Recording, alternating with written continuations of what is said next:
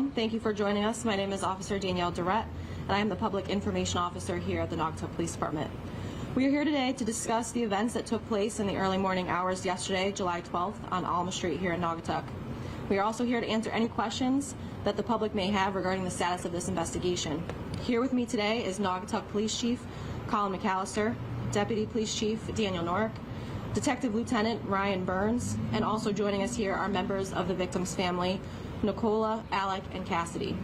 I will be turning the microphone over to Chief McAllister, who will provide a statement on behalf of the department. Thank you, everyone, for joining us today. On July 12, 2022, at about 4:40 in the morning, Naugatuck Police were dispatched to Alma Street for a report of a person struck by a motor vehicle. Officers arriving on scene determined that the victim, identified as Joel Brandon Guth, a 42-year-old male, had left his residence on Alma Street to confront suspects which were attempting to burglarize his vehicle. It should be noted that at around the same time, the borough was struck by a rash of car break-ins around that same time.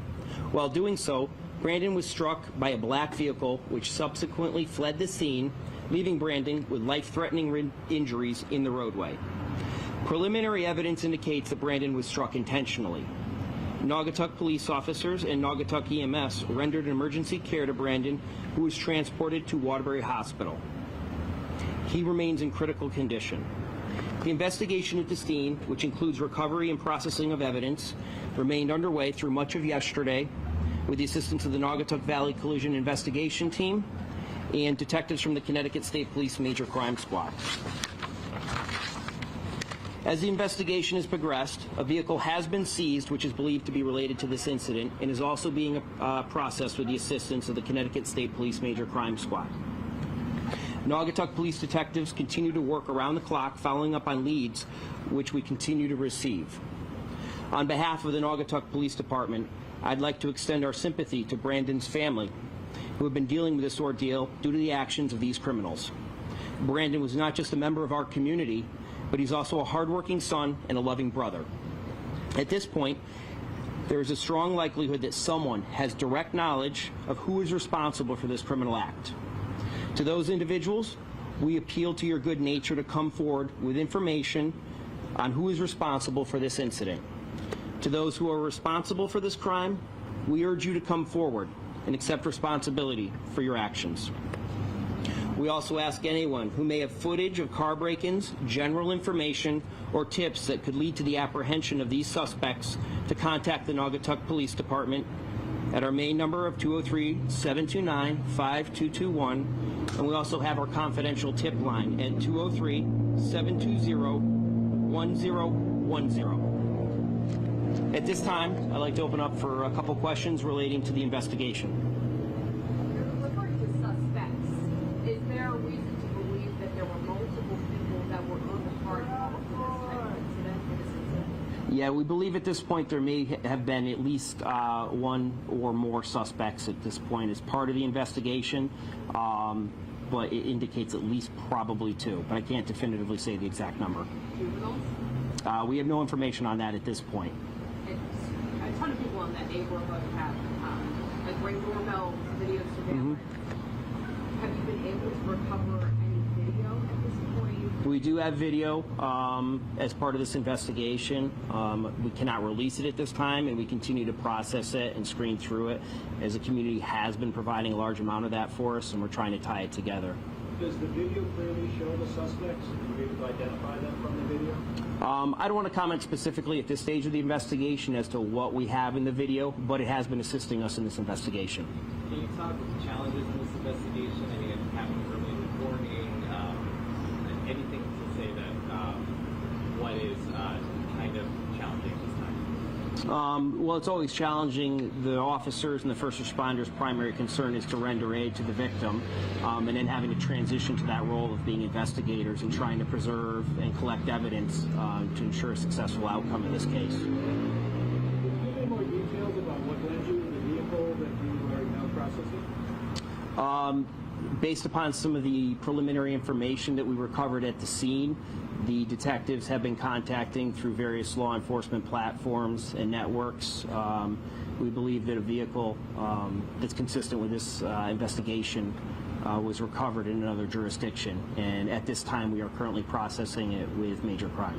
What kind of vehicle was it? It's a black vehicle. I don't want to narrow it down at this point due to the that this is still very early in the investigation. Was there any other evidence found in the vehicle that can help you in this investigation, a weapon or anything of that nature? So the victim's vehicle did remain at the scene, so that stayed there. However, a secondary vehicle, which we believe is related to this incident, was seized. As far as its extent and involvement in this incident, that still remains to be seen at this time.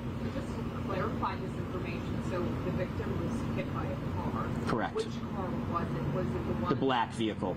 And is that the one that they were traveling? Yes, we believe that's the vehicle that they were using here in Naugatuck to commit those crimes of car break-ins.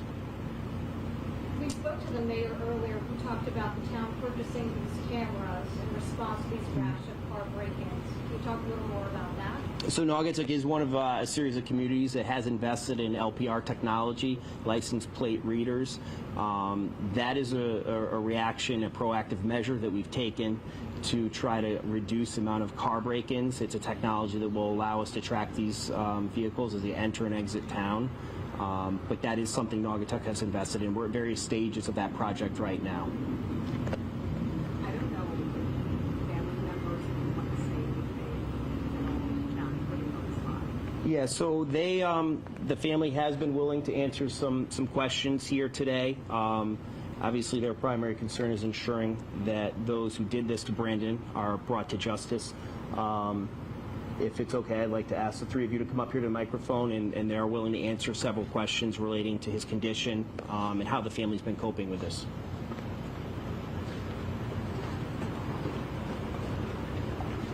I guess first and foremost, what would be the message to the Naugatuck community as the search is on for these suspects who you grew up with? I could talk for all of us.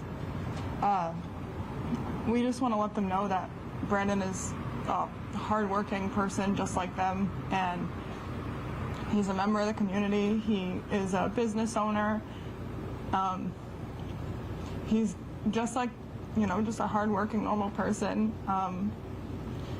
And his truck was his livelihood. He had his tools in there. He has his own business. Of course, he was going to run out and try to see who was breaking in his truck and try and protect his livelihood and his job.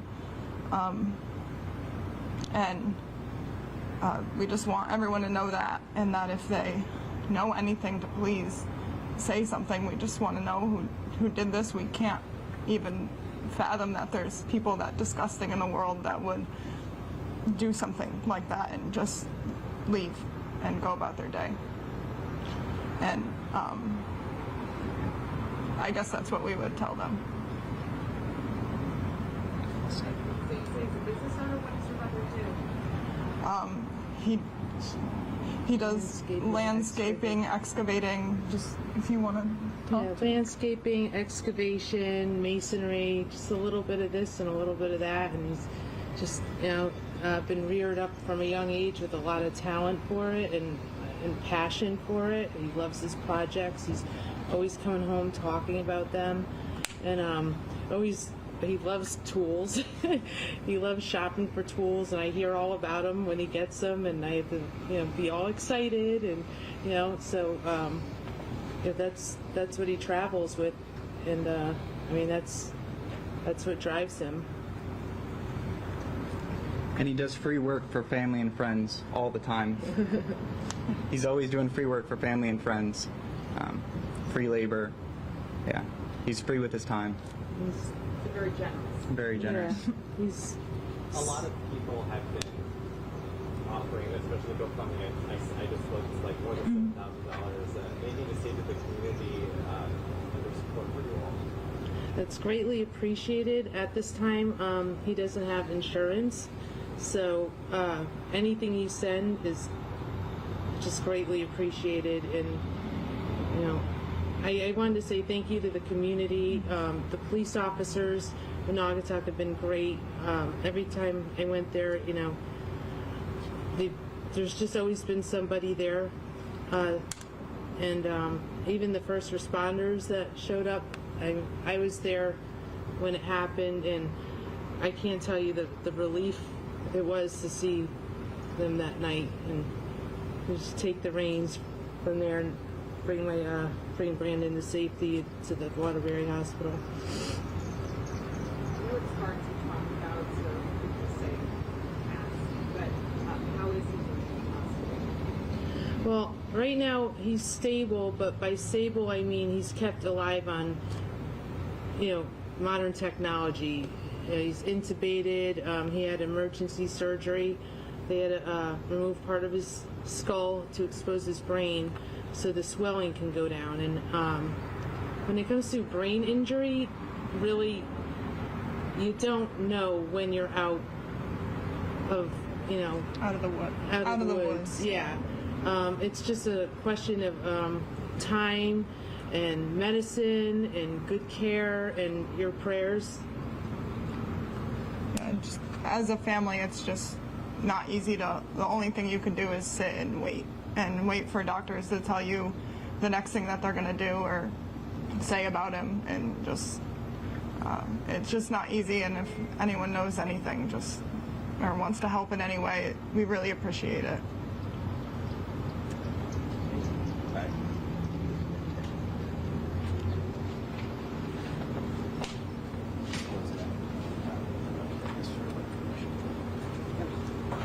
All right, guys, that concludes everything here today. You should have all the information that you need in the press packet. We're going to email them out to you, so just check your emails for that. Okay?